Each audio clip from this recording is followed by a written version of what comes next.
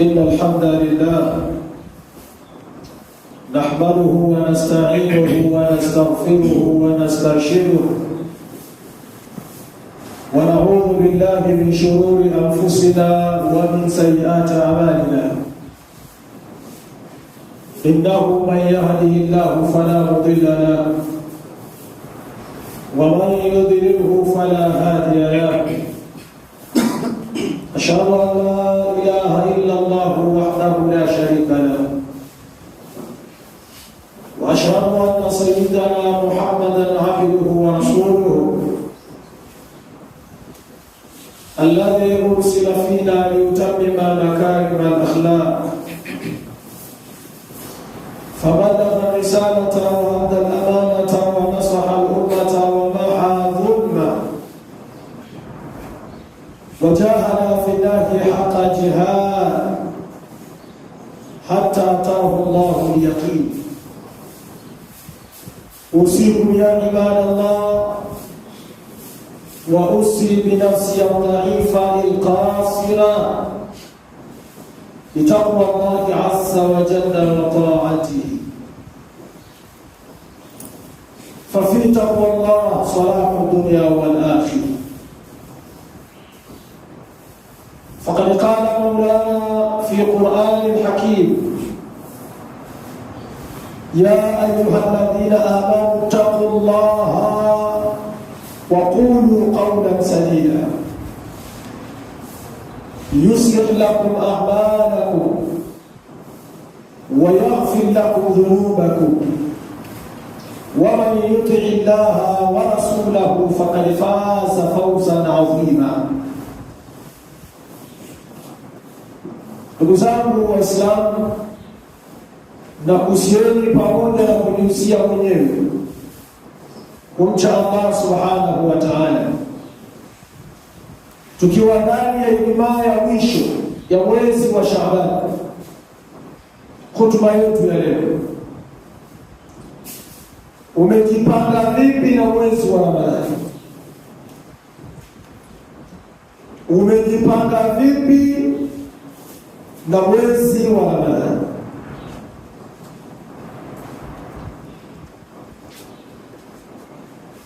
Al-imdad biqadri al-istidad.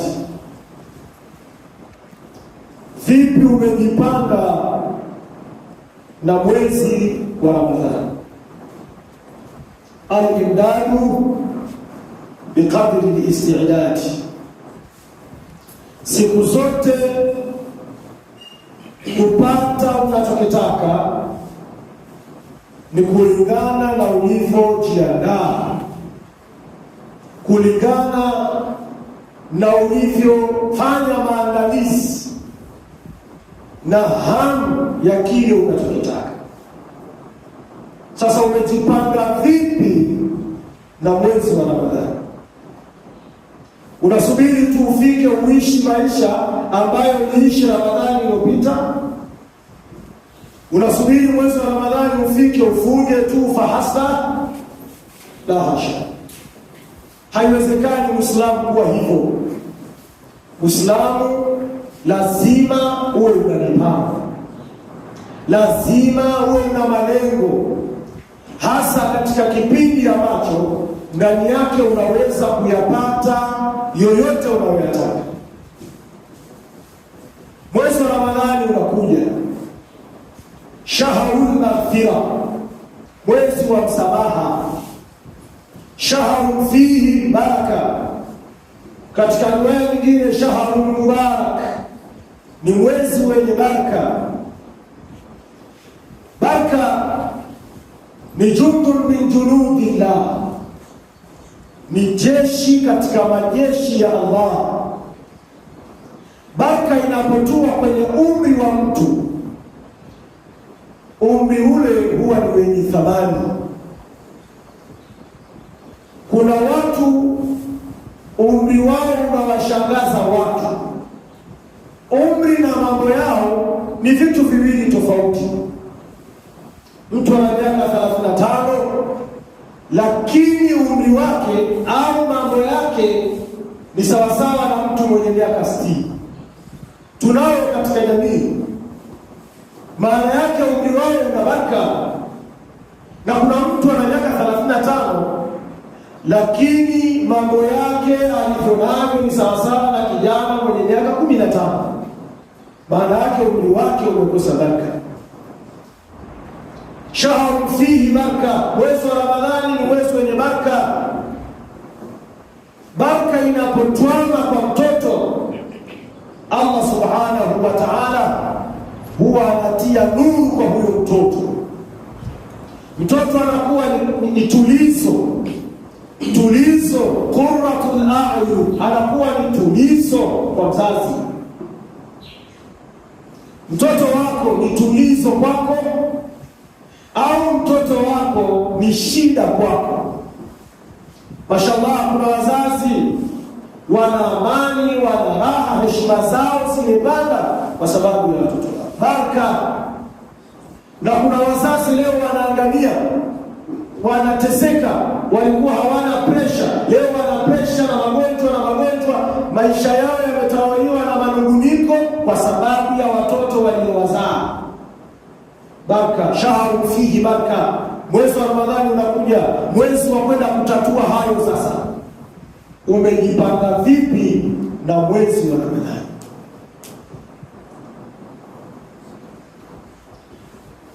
Shahru fihi baraka. Baraka inapotua katika ilmu, Allah huwa anaitakasa ile ilmu. Haujasema watu wanajua huyu ana ilmu. Kuna watu wana ilmu na watu wanawatetea huyu ana ilmu, watu wanakataa mwenye elimu atakuwa huyo. Yaani tukisema tuwatafute wenye elimu, tutamtafuta huyo. Sasa huyo atakuwa hana baraka katika elimu yake. Na elimu kivyovyote vile, iwe ni elimu ya dini, iwe ni elimu ya kidunia, yoyote inahitajia baraka ya Allah subhanahu wa ta'ala. Elimu ikikosa baraka, utatembea na vyeti dunia nzima, hauwezi kupata wa kukuajiri. Baraka. Sasa mwezi wa Ramadhani unakuja, mwezi wa kwenda kutatua hayo. Sisi tuna matatizo, mwezi wa Ramadhani unakuja. Umejipanga vipi na kutumia mwezi wa Ramadhani? Au unasubiria ufike tu ufunge, la basi tu imeisha? Hapana.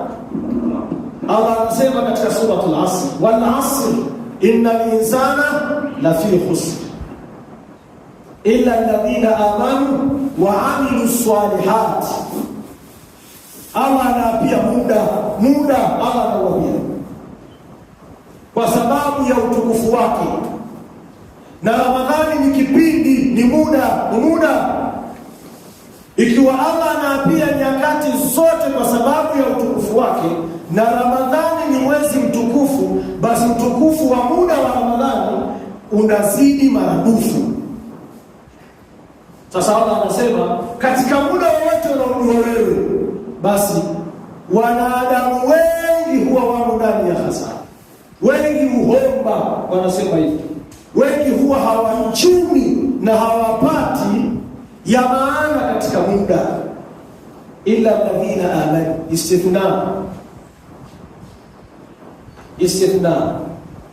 Istithna inapokuja, maana yake kile kinachotolewa kinakuwa ni kidogo kuliko kinachobaki. Ikhraju fardin min al-afrad, kile kinachotolewa kinakuwa ni kichache na ni kidogo kuliko kile kinachobaki. Allah kusema watu wengi ndani ya nyakati watakuwa ni wenye hasara, alafu akasema isipokuwa wale walioamini. Tafsiri yake hawa ambao wameamini, ambao hawana hasara, watakuwa ni wachache kuliko watakaokuwa na hasara. Maneno ya Allah subhanahu wa ta'ala. Sasa jipange ndugu yangu Muislamu, usiingie katika watu watakaopata hasara. Umejipangaje na mwezi mtukufu wa Ramadhani? Lazima uwe una mipango. Ndio mwezi ambao mchana wake ni bora na usiku wake ni bora kwa nasi. ya maneno ya Bwana Mtume Muhammad sallallahu alaihi wasallam. Mchana wake ni bora na usiku wake ni bora, masaa 24 dua ukiomba haina kizuizi. Umejipangaje na mwezi mtukufu wa Ramadhani? Wewe una shida ambazo umeshaongea sana na Allah, bado mpaka leo haupati ufumbuzi wa jambo lako. Mwezi wa Ramadhani unakuja, Allah tufikishe tukiwa salama na afya tena. Mwezi wa Ramadhani unakuja, umejipangaje na mwezi wa Ramadhani? Umejipangaje? Ufunge tu. Ikiwa Mtume Muhammad sallallahu alaihi wasallam anasema harufu ya mtu aliye harufu mbaya, la khalufu saimi fami saimi atyabu inda Allahi min almiski. Ikiwa Mtume anasema harufu mbaya anayoitoa mtu aliyefunga, hii harufu huwa inanukia sana mbele ya Allah subhanahu wa ta'ala kuliko miski. Hakuna mtu mzima ambaye havutiwi na miski. Hayupo asiyevutiwa na harufu ya miski. Sasa Mtume anasema harufu mbaya, mtu aliyefunga bila shaka huwa ikifika hasa ile saa 8, saa 9, saa 10, mdomo wake huwa unachafuka kwa harufu mbaya. Akisema mbele yako shekhe, utaweka sura pembeni. Sasa Mtume anasema hiyo harufu mbaya ambayo wewe mwenyewe inawezekana ikawa inakukera, hiyo Allah subhanahu wa ta'ala anaitaka sana na inanukia sana kuliko manukato yoyote unayojua wewe. Ikiwa harufu mbaya inayotoka mdomoni kwa mtu aliyefunga Allah subhanahu wa ta'ala anaipenda, niambie harufu nzuri inayotoka mdomoni kwa mtu aliyefunga. Niambie maneno mazuri yanayotoka mdomoni kwa mtu aliyefunga yana thamani kiasi gani mbele ya Allah subhanahu wa ta'ala. Umejipangaje na mwezi wa Ramadhani? Al-imdadu biqadri al-istidad, yani mwezi wa Ramadhani kwa wale wakulima ndio mwezi wa mavuno. Sasa wewe mkulima umejipangaje na hayo mavuno? Kwa wale wafanyakazi, mwezi wa Ramadhani ni sawasawa na tarehe ya mshahara. Wewe mfanyakazi umejipangaje na kuutumia huo mshahara? Usipokuwa na mipango, shekhe, mshahara utaisha, hakuna la maana ulilofanya kwa sababu hauna mipango. Ukifeli kupanga, maana yake umepanga kufeli. Sasa lazima kama Muislamu tunauendea mwezi mtukufu wa Ramadhani uwe una mipango. Dua ya mtu aliyefunga ni makubulu mbele ya Allah subhanahu wa ta'ala. Tujipange, yani kila mmoja katika nafsi yake awe ana jambo ambalo kajipanga nalo. Ramadhani inafika, nataka Ramadhani ikiisha hili ndio nimelisema kwa Allah subhanahu wa ta'ala. Mtume Muhammad sallallahu alaihi wasallam kwa thamani na nafasi ya mwezi wa Ramadhani, Mtume Muhammad ambaye kad ghufira dhambu, madhambi yake yote yamefutwa, anasimulia Ibn Abbas radiyallahu anhuma, hadithi ambayo ipo katika Sahih Bukhari na Sahih Muslim. Anasimulia maisha ya Bwana Mtume Muhammad, anasema kana Rasulullah sallallahu alayhi wasallam ajwada an-nas. Mtume Muhammad alikuwa ni mtoaji, ni mkarimu, ni muungwana kuwashinda watu wote. Kama kuna mtoaji unayemjua wewe katika dunia hii, basi hafikii kwa Rasulullah. Kama kuna muungwana unayemjua katika dunia hii, basi hafikii kwa Rasulullah. Kama kuna mkarimu wewe unayemjua mkarimu katika dunia hii, hafikii kwa Bwana Mtume Muhammad. Anasema hayo yalikuwa ni maisha yake yeye siku zote. Lakini sasa unapoingia mwezi wa Ramadhani, asema wakana ajwa ma yakunu fi Ramadhana.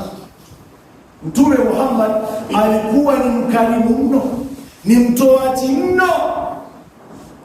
anapokuwa ndani ya mwezi mtukufu wa Ramadhani. Yani ule ukarimu wake nje ya Ramadhani ni tofauti na ukarimu anaokuwa nao ndani ya mwezi wa Ramadhani. Na wallahi wazee wetu hili walielewa sana. Ma huwa jud, ukarimu ni nini? Tunakwenda katika mwezi mtukufu wa Ramadhani. Ukarimu ni nini? Ukarimu ni i'ta'u ma yanbaghi liman yanbaghi, ni kutoa kinachotakiwa kutolewa, liman yanbaghi, kwa kumpa yule anayetakiwa kupewa, tena min khairi talabin sabiqi, ukarimu pasina ombi. Unajua katika lugha ya Kiswahili ndugu zangu ni haba sana kufasiri lugha ya Kiarabu. Aljudu tunafasiri ni ukarimu, ni utoaji. Lakini pia alkaram tunafasiri pia ni ukarimu, ni utoaji. Lakini ni maneno mawili yenye maana tofauti kabisa. Aljud ni unatoa bila kuombwa. Tena unatoa kile ambacho wewe unatakiwa kutoa na unampa yule anayefaa kupewa. Hiyo ndio aljud, bila kuombwa, kwa kutaka radhi za Allah subhanahu wa ta'ala. Tofauti na alkaram. Alkaram ni wewe unatoa, alkaram ni wewe unasaidia, lakini min talabin sabiqi, kwa kuombwa. Bana sisi hapa msikiti wetu na shida 1, 2, 3, wewe ukatoa ulichoombwa kile au ukazidisha, hiyo alkaram. Lakini kwa sababu umeombwa, hiyo ni alkaram, ambayo inakuwa ni adhafu min aljud. Aljud, umeingia msikitini, umetembea barabarani, ukamwona kuna kijana, ukajua huyu ana njaa, mwenyewe ukaingiza mkono mfukoni, ukampa fedha au ukamnunulia chakula bila yeye kukuomba, hiyo ndio aljud alikuwa nayo Rasulullah ndani ya mwezi mtukufu wa Ramadhani. Aljud alikuwa ni mtoaji sana bila kuombwa unapoingia mwezi mtukufu wa Ramadhani. Na Mtume Muhammad katika hadithi aliyosimulia Imam Tirmidhi, hadithun hasan, anasema inna Allaha jawadu yuhibbu juda. Allah yeye mwenyewe ni aljawad, anakupa hata wewe ukimuomba. Na sisi ni mashahidi, hakuna kati yetu aliyeomba awe mwanaume. Hayupo aliyemwambia Mungu niumbe nini mwanaume, hayupo. Wewe umetokea tu umekuwa mwanaume. Na hakuna aliyeomba aumbwe mwanamke, hakuna aliyeomba aumbwe mweusi, wala hakuna aliyeomba aumbwe yaani sisi tuna vingi ambavyo Allah ametupa bila hata sisi kumuomba yeye Allah subhanahu wa ta'ala. Tazama makuzi ya wanadamu, tazama makuzi ya mtoto toka anazaliwa, hawezi kusema, anakaa kwanza, anaanza hawezi kukaa, baadaye anaweza kukaa, baadaye atafanya hivi, atafanya mpaka anakuwa na yote haya Allah anayafanya bila ya wewe kutaka. Sasa Allah ndio huyo, lakini yuhibbu juda. Allah anapenda sana watu wenye tabia ya ukarimu. Tujipange mwezi wa Ramadhani kuwasaidia watu, na tuwasaidie kwa maana ya kuwasaidia. Na hapa nitoe nasaha, nikuhusieni pamoja na kujihusia mwenyewe, tuwasaidie watu mwezi wa Ramadhani kwa maana ya kuwasaidia.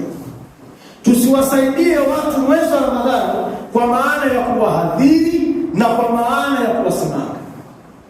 Tuwasaidie watu mwezi wa Ramadhani kwa maana ya kuwasaidia kama kweli sisi ni wafuasi wa Mtume Muhammad, tuyashike maisha ya Mtume Muhammad.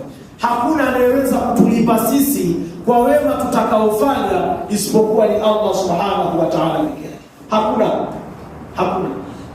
Kama Rasulullah alikuwa ni mtoaji mwezi wa Ramadhani bila kuombwa, na sisi tujifike ile basi. Wale watakao wafuturisha watu, wawafuturishe kwa maana ya kuwafuturisha Waislamu. Tena ni vizuri kama Allah anasema la tanalu birra hatta tunfiqu mimma tuhibbun. Ni vizuri kuwafuturisha watu futari ambayo hata mwenyewe ukiila utaridhika. utapenda kwa kiasi ambacho Allah subhanahu wa ta'ala atakachokuwa amekuwezesha. Yani mwenyewe unaweza hili, mimi naweza kuila hili kwa kiasi ambacho Allah atakachokuwa amekuwezesha. Hivyo ndivyo alivyokuwa akiishi Bwana Mtume Muhammad sallallahu alaihi wasallam. Ukiishi maisha alikuwa akiishi Mtume Muhammad, wallahi utafanikiwa. Wallahi utafanikiwa. Wakati mwingine tunachelewa kuona matokeo mazuri ya kile tulichokifanya kwa sababu ya kona. Unafanya alivyosema Mtume, lakini hufanya alivyofanya Mtume Muhammad sallallahu alaihi wasallam. Sisi tumeona na udogo wetu huu. Mwezi wa Ramadhani unaingia, wazee kama mzee alikuwa hana mkeka, ataenda kununua mkeka mrefu au turubali kubwa, anatandika barabarani. Kabla ya magharibi kuingia dakika 30 unakuta mkeka umeshatandikwa. Sio uwani, barabarani mkeka umetandikwa basi. Unakuta kuna vikombe, tena sio vikombe kwa idadi ya watu wenye nyumba. Kama watu wanaokaa kwenye hiyo nyumba ni watu 5, basi vitawekwa pale vikombe 15, vikombe 20. Hata bajeti yao ilikuwa sio bajeti kwa mujibu ya watu wanaokaa kwenye nyumba hiyo. Atazidisha kidogo kwa ajili ya watakaopita. Na sisi tumeona kila nyumba barabarani mkeka unatandikwa na watu wanafuturu barabarani. Na wale wazee waliishi, na wale wazee walipata, na wale wazee hawakudhalilika, na wala vipato vyao havikutetereka, na walikufa vizuri. Na leo tukiwataja, wallahi unasema kilikuwa chumba kile. Basi kama unasema kilikuwa chumba kile, sio kilikuwa chumba kwa maneno tu. Kilikuwa chumba kwa sababu kiliamua kuyavaa kisawasawa maisha ya Bwana Mtume Muhammad. Sisi vijana ambao leo tuna majumba, futari tumezitoa barabarani, tumezitoa uwani, tumezitoa barazani, tumezipeleka chumbani. Leo ugumu wa maisha hauishi. Tunakaa tunahangaika, tunakaa tunatembea na manunguniko. Kumbe ni Mtume Muhammad. Maneno ya Mtume, ndugu zangu, hayawezi kwenda bure. Huyu katumwa na Allah subhanahu wa ta'ala, na Allah akasema wama yantiqu 'anil hawa in huwa illa wahyun. Tuamue tu kuyaishi maisha ya Bwana Mtume Muhammad. Kana ajwada. Mtume alikuwa ni mtoaji sana, na alikuwa anapenda kutoa. Baada unaweza ukatoa moyoni kama mjika utaki, lakini Bwana Mtume alikuwa anatoa na anapenda kutoa, na alikuwa ni mtoaji sana. Mwezi wa Ramadhani unapofika, tujipange na hilo kwamba mimi Ramadhani hii wallahi sio tu nitafuturu na watu wa nyumbani kwangu, nitaweka barabarani ili watu watakaopita waje kufuturu nyumbani kwangu, nipate watu wa kufuturu. Na kama wiki nzima sijapata mtu wa kuja kufuturu kwangu, tafuta mtu wa kuja kufuturu naye. Leo walilahi alhamdu, kuna mtindo upo, ni mzuri, lakini ukifanyika zaidi ya hivyo itakuwa ni vizuri zaidi. Wako wanaoandaa iftari mwezi mtukufu wa Ramadhani, lakini wakati mwingine wanaoitwa kwenye hiyo iftari, wallahi sio wanaoitaka hiyo iftari, sio wanaotaka hiyo iftari. Na hata hao wanaoandaa hiyo iftari, ukiwafuata kuwashauri, bana sasa wewe umefanya vizuri, kule kuna watoto wanataka iftari, shekhe bana mimi hali ngumu. Na wakati bajeti ya wale watoto inakuwa ni ndogo kuliko bajeti aliyotoa kule. Sahihi, kwa sababu kufuturisha Waislamu hakubagui, lakini Rasulullah alikuwa juu i'ta'u ma yanbaghi liman yanbaghi, yani kumpa kinachotakiwa kutoa na yule anayetakiwa kupewa. Kuna watu mashallah walillahi alhamd wana bajeti ya iftari mwezi mzima, Allah amewapa hilo. Na kuna watu tunawajua, sio kwamba tuwajui, Ramadhani inakuja, wallahi hawajui nini watafuta, wallahi hawajui nini watakula nako, hawajui. Tuwatazame na hapo wale ni kunasihini pamoja na kujinasihi mwenyewe, wale tutakaoandaa iftari za kuwafuturisha watu, basi tuandae, kwa sababu ni ibada, na ibada inataka sana muwafaka, kufanya alivyofanya Bwana Mtume Muhammad. Tunachokifanya ni sahihi, lakini tuangalie pia na wale ambao hizo futari wanazitaka sana, na wakati mwingine zinaandaliwa mashallah, unakuta sinia amenona, lakini wanaitwa watu maalum, na wale wanaozitaka hizo futari wakienda kufuturu, wallahi wanasuiliwa milangoni, na hawa walioruhusiwa kuingia huko ndani, wallahi kama atachukua ni sambusa moja, kapaja kakuku kamoja, anaondoka, vilivyobakia vinakwenda kutupwa au ndio watatafutwa hao. Rasulullah hakuishi hivi. Allah hawezi kuyatazama maisha yetu hivi. Maisha yatakuwa yanatawaliwa na manunguniko na masikitiko, kwa sababu tumeamua kujitengenezea njia zetu na mifumo yetu. Sitaki niseme wana malengo yao, kwa sababu ni Waislamu, malengo yao ni mazuri, na Uislamu unasema tukumbushane. Ndio maana tunakumbushana. Kama tunaandaa kwa mifumo hiyo, basi tujue pia kuna ambao ni aula zaidi. Katika sheria, nimalizia hotuba yangu, kuna rahbatun ila alkhairi na kuna rahbatun anil khair. Unaweza ukafanya kitu kwa sababu umeitaka kheri, na unaweza ukafanya kitu kwa sababu hauitaki kheri. Ndio maana unaona hata huko msikiti, ikiwa wewe umewahi safu ya mbele, hata akija mtu mzima, sheria inasema sio umpishi. Ukimpisha wewe umefanya rahbatun anil khair, kwa sababu Rasulullah Mtume Muhammad amesema safu ya mbele ni bora kuliko safu ya pili, na safu ya pili ni bora kuliko safu ya tatu. Sasa wewe umewahi safu ya mbele, anakuja mtu unampisha safu ya mbele, wewe unaenda kukaa safu ya pili. Tafsiri yake umetaka kuziacha zile heri ambazo Mtume amezieleza zipo kwenye safu ya mbele, wewe unakuwa umefanya rahbatun anil khair. Basi vile katika kufuturisha, tuwatazame wale ambao wana haki zaidi, wale ambao wanaozitaka zaidi hizo futari, tuwatazame, na Allah subhanahu wa ta'ala atayatazama maisha yetu. Allah tuoneshe haki na tuweze kuifuata, Allah tuoneshe haramu na tuweze kuiepuka. Aqulu qawli hadha ma tasma'un fastaghfiruhu innahu huwal ghafurur rahim wa huwal barrul karim.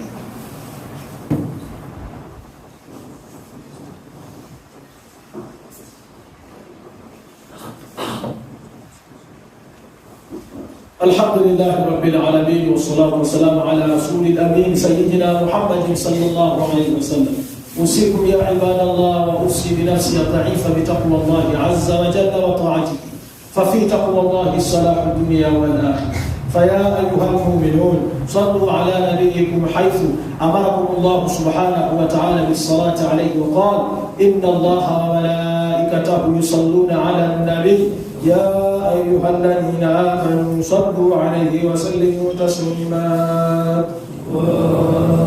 اللهم صل على سيدنا محمد وآل محمد كما صليت على سيدنا إبراهيم وآل إبراهيم، وبارك على سيدنا محمد وآل محمد كما باركت على سيدنا إبراهيم وآل إبراهيم في العالمين إنك حميد مجيد. وارض اللهم عن الخلفاء الراشدين أولهم أمير المؤمنين سيدنا أبي بكر الصديق، وأمير المؤمنين سيدنا عمر بن الخطاب، وأمير المؤمنين سيدنا عثمان بن عفان، وأمير المؤمنين سيدنا علي بن أبي طالب، وبقية أصحاب رسول الله كرام الدعاء. ربنا تقبل منا إنك أنت السميع العليم، وتب علينا يا مولانا إنك أنت التواب الرحيم.